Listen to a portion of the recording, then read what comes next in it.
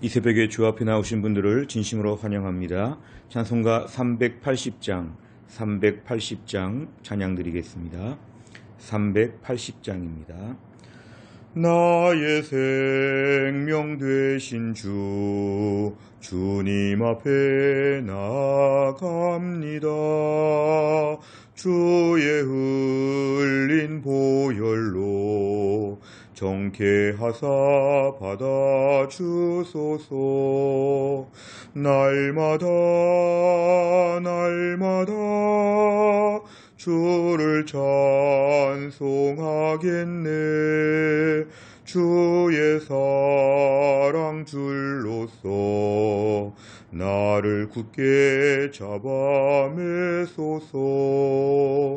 괴로운 세상 지낼 때 나를 인도하여 주소서.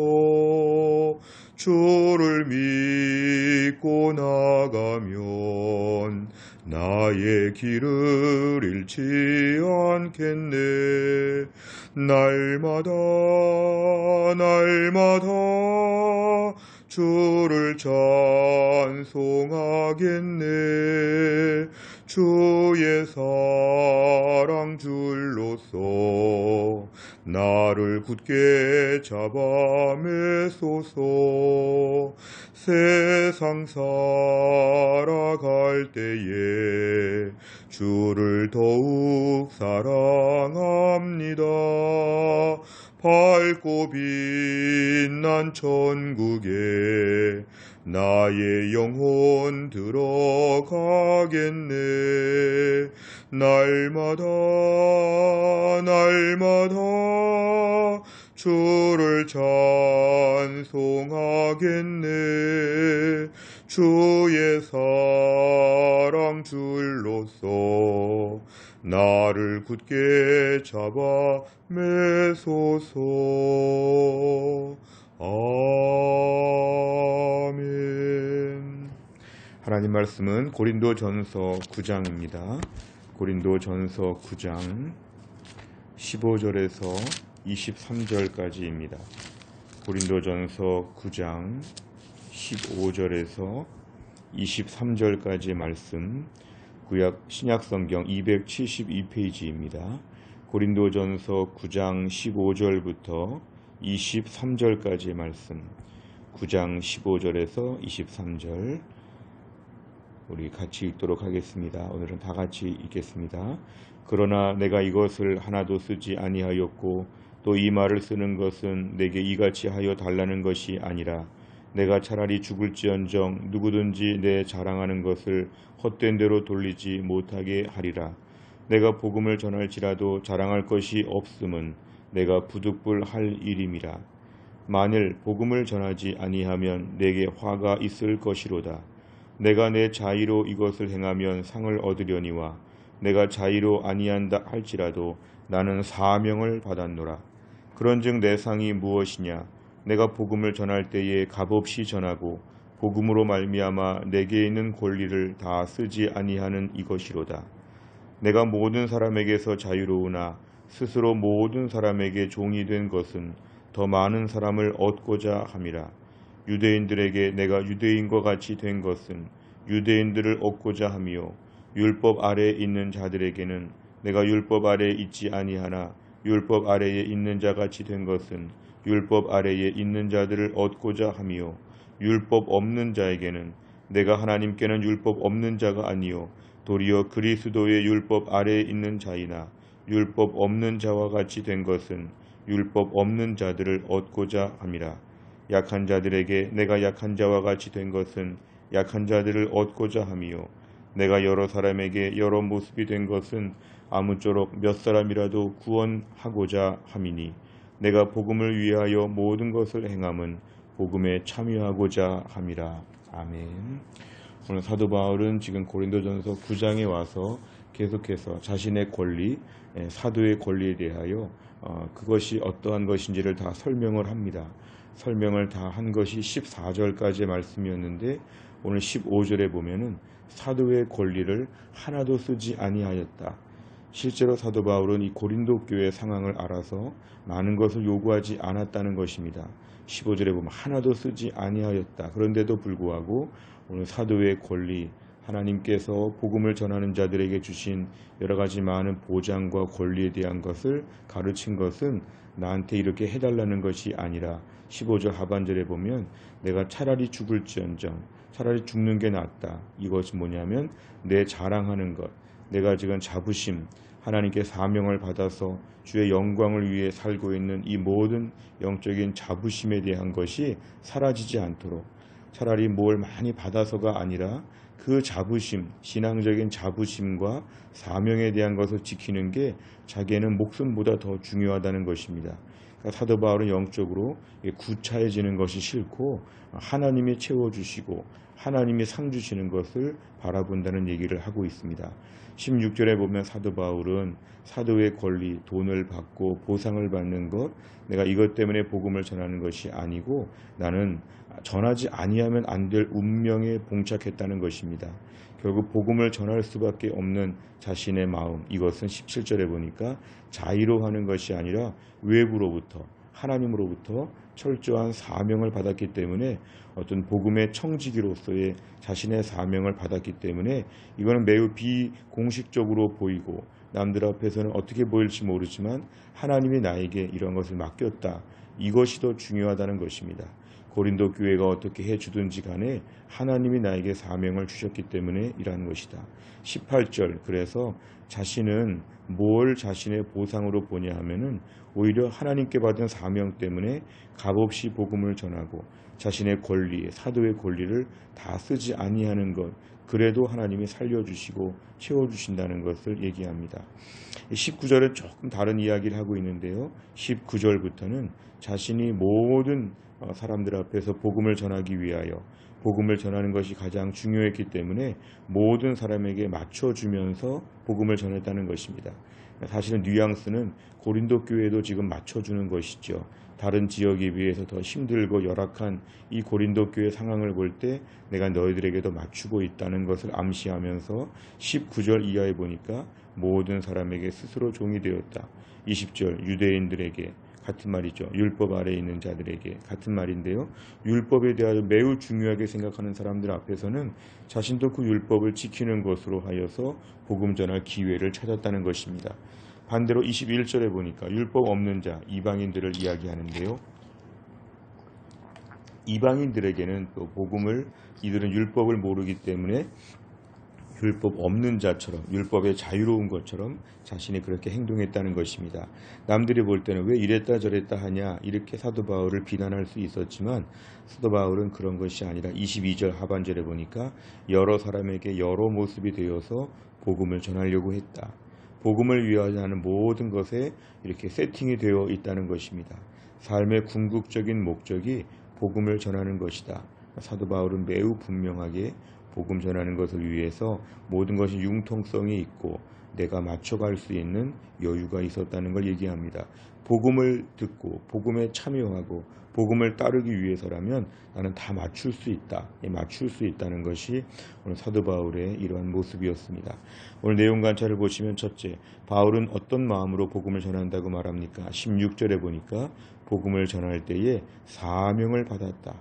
그리고 나는 전하지 아니하면 안 된다. 16절로 되어 있지만 16절과 17절을 좀 같이 보면 좋겠습니다. 나는 전해서 상 받는 게 아니라 안 전하면 벌을 받는다. 왜냐하면 이것은 내가 스스로 결정하는 게 아니라 외부로부터 하나님으로부터 나는 사명을 받았다는 것입니다. 그러니까 복음을 전하면서 상 받으려고 막 노력하기보다는 안 전하면 안 되기 때문에 복음을 꼭 전했다는 운명적인 그의 소명감을 보여줍니다. 두 번째를 보면 바울은 유대인과 율법 없는 자를 얻기 위하여 어떤 태도로 대합니까? 유대인들, 율법을 지키는 자들에게는 율법을 지키는 것처럼 율법이 없는 이방인들에게는 율법에 자유한 것처럼 이런 두 가지 양면 태도를 보이고 있습니다. 세 번째를 보면 바울이 스스로 모든 사람의 종이 돼 복음을 전파하고자 한 이유는 무엇입니까? 이것은 결국에는 자신의 복음 전파에 열정이 있다는 것이죠. 17절에 보니까 사명을 받았기 때문에 이거는 스스로 종이 되었다고 이렇게 얘기하는데요. 왜냐하면 하나님께서 나에게 주신 사명을 감당하기 위하여 복음을 전하는 것은 사명인데 낮추는 것은 스스로 했다는 것입니다. 복음을 전하는 소명은 외부에서 하나님이 주신 것인데 거기에 대하여 자꾸 낮아지는 것은 자신이 고안해낸 복음 전파의 방법이라는 것입니다. 결국 사도 바울의 일생의 목적은 뭐냐 하면은 모든 사람에게 그가 맞춰줄 수 있겠다는 것입니다. 모든 사람에게 맞춰줄 수 있다. 모든 사람에게 맞추면서까지도 자신은 복음을 전한다. 이게 바로 사도 바울의 복음 전파의 정신이었습니다. 네 번째를 보면 복음 전파를 위해 최선을 다하는 바울을 보면서 무엇을 느낍니까? 사도 바울의 일생의 과업은 복음 전파를 위하여 모든 게 집중되어 있습니다. 우리가 오늘날 살면서 나는 과연 여기에 집중되어 있는가? 남들처럼 너무 할 게 많고 구경할 것도 많고 먹을 것도 많고 할 말도 많고 또 내 취미 생활도 많고 너무 하고 싶은 일이 많고 만나고 싶은 사람도 많고 너무 내 삶에는 하고 싶은 게 많지 않습니까? 웨스트민스터 소유리 문답의 첫 번째 인생의 존재 목적은 하나님의 영광을 위하여 산다고 했는데 오늘 사도 바울이 바로 이런 것이죠. 하나님의 영광, 복음 전파, 하나님의 명령을 순종하기 위하여 모든 게 거기에 맞춰져 있습니다. 우리가 만약에 복음 전파를 위하여 우리의 신앙생활을 위하여 모든 게 집중되어 있으면 다른 걸 거기에 맞춰야 되죠. 반대로 우리는 다른 것에 관심이 있으면 신앙을 거기다 맞추죠. 그것을 하기 위해서 나는 주일날도 어떻게 산다.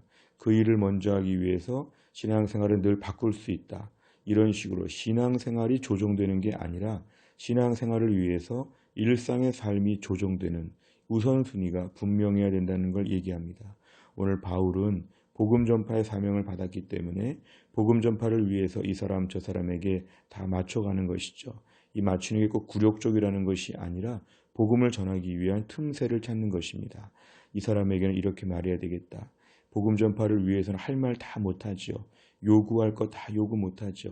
하나님의 일을 위해서는 참는 게 많고 기다리는 게 많고 하나님이 위에서 주시는 것을 기대하는 것이 참 많습니다. 오히려 사람들은 복음 전파의 대상이죠. 나의 사랑하는 대상, 복음 전파의 대상이지 사람들이 나의 필요를 채워주고 사람들에게 만족을 얻는 것이 아닙니다. 우리의 삶의 필요는 하나님이 채우시고 우리가 만나는 사람들은 복음 전파를 위해서 아니면 예수를 믿는다고 하면 나의 믿음의 유익을 나눠주기 위하여 내가 오늘 믿음 안에서 공동체로 내가 섬기기 위하여 다른 사람들을 보는 안목이 바뀐다는 것입니다. 다섯 번째를 보면 복음을 위해 내 권리를 포기했던 경험이 있다면 언제입니까? 내 강함을 내려놓고 복음을 전하기 위해 결단할 일이 있다면 무엇입니까? 오늘도 우리가 복음을 위하여 나의 권리, 하고 싶은 말, 하고 싶은 요구를 내려놓는다는 것입니다. 오늘 하루 종일 나의 삶은 복음을 전하기 위하여 사는 것이죠. 하루 종일 내가 돈 많이 벌고 재미있게 살고 코로나 안 걸리고 이것이 인생의 비전과 목표가 아니라 오늘도 복음을 전하기 위하여 이 사람에겐 언제쯤 어떤 말로 복음을 전해야 될지 내가 오늘도 복음에 순종하기 위해서 오늘 직장에서 어떻게 참아야 될지 내가 오늘도 이 어려운 시기에 복음을 전하고 복음을 믿고 복음을 의지하며 살기 위해서 어떤 식으로 삶을 조정해야 될까? 오늘 나의 믿음을 지키는 결단으로 복음 중심의 삶이 되면 하나님의 그 인생은 책임져 주십니다. 복음 중심의 인생으로 오늘 하루를 잘 감당할 수 있기를 간절히 바랍니다. 기도하겠습니다. 아버지 하나님 감사합니다. 오늘도 하나님께서 이 새벽에 저희들을 깨워주시고 하나님께 나와 기도할 수 있도록 은혜를 베풀어 주심을 감사합니다.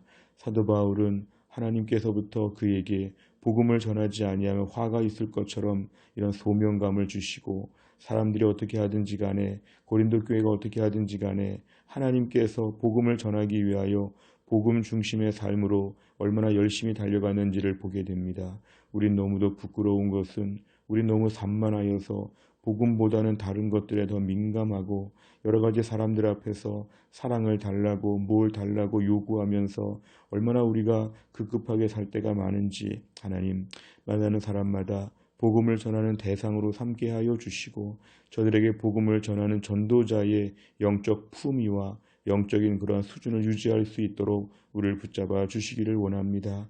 약한 자들, 강한 자들 누구를 만나든지 간에 그들에게 복음을 전할 방법을 연구하는 가운데 복음에 누가 되지 아니하고 복음의 증거자가 되어질 수 있도록 오늘도 하나님께서 우리를 사용하여 주시고 우리가 오늘도 복음 중심의 삶, 복음에 참여하는 삶을 살 수 있도록 한나를 붙잡아 주옵소서. 우리 사랑하는 해성교회 성도들 요즘처럼 힘들고 어려울 때 믿음 지켜주시고 건강 지켜주시고 다시 만나서 옛날처럼 예배할 날이 올 텐데 그날이 올 때까지 한 명도 실족하지 아니하도록 하나님 붙잡아 주시고 영육간의 약한 자들을 강건하게 하셔서 이 때를 견디고 승리할 수 있도록 붙잡아 주옵소서. 모든 걸 주님께 의탁하오며 예수님의 이름으로 기도하옵나이다. 아멘. 우리가 오늘은 벌써 수요일 아침이 되었습니다. 우리가 수요일마다 기도하는 제목은 양육과 훈련을 통하여 우리 교회 성도들이 영적으로 성숙하고 성장하도록 기도합니다. 힘들고 어려울 때 교회가 영적으로 성숙하는 교회가 되게 하여 주옵소서. 오늘 43번부터 56번까지 오늘 꼭 기도해 주시기를 바랍니다. 주기도문 하겠습니다. 하늘에 계신 우리 아버지여, 이름이 거룩히 여김을 받으시오며 나라 임하옵시며 뜻이 하늘에서 이룬 것 같이 땅에서도 이루어지이다.